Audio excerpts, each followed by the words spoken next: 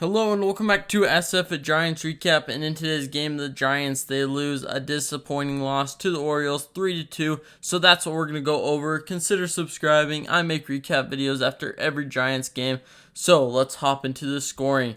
In the bottom of the first, Lamont Wade Jr., he started off the scoring, hitting the 100th splash hit for the Giants in their history. So a really cool moment there.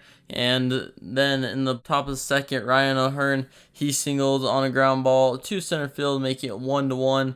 And then there's another infield single, which scored a run for the Orioles, making it 2-1. Then in the bottom of the third, Mike Yastrzemski, he hit a double to tie up the game at 2 apiece. And then in the top of the seventh, Gunnar Henderson, he hit the homer, which ended up being the winning homer. And so the Giants, their offense was dead for most of the game. We got 12 strikeouts, 6 in the last 3 innings, and 3 in the ninth. We could not show up. The only guy who really saw the ball today was Wade, Yastrzemski, and Casey. They really were the only ones, and we had 6 hits but couldn't execute. We had a perfect opportunity in the 8th with 2 on, and Yastrzemski grounds into a double play. I will say, though, it was a good hit. Just anything, get it in the air, get it above anything but a double play, because then it just takes the bat out of the guy behind you and ends the inning. I'd rather you strike out than ground into a double play, but you can't control those things, and so hopefully one of these days it'll kind of go for us and we get a good break. But one of the plays, though, I want to mention is J.D. Davis. He had a really nice single to the right field.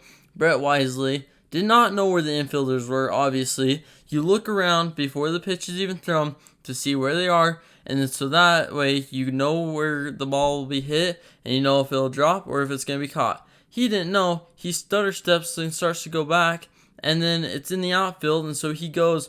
Mark Hallberg waves him home, and he's out at home. And so that really cost us a run, because if he would have either stayed at third, then we would have scored on the next hit, or if he would have gotten a good jump, he would have been easily home.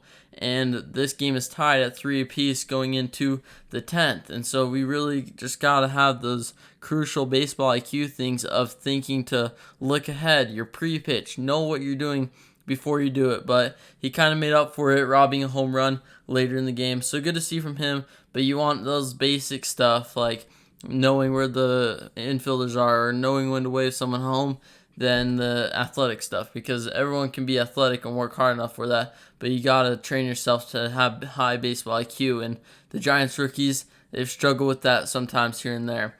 Patrick Bailey, he had a catcher's interference, but turned that around when he threw a guy out at second, so that was pretty cool to see. But overall, though, the Giants, they had a lot of opportunities, and we could not succeed. Logan Webb, though, he pitched 7 great innings, allowing only 3 runs, getting 6 strikeouts, and then Tyler Rogers, he had a clean inning, of course, and John Brebbia. So the pitching was phenomenal today.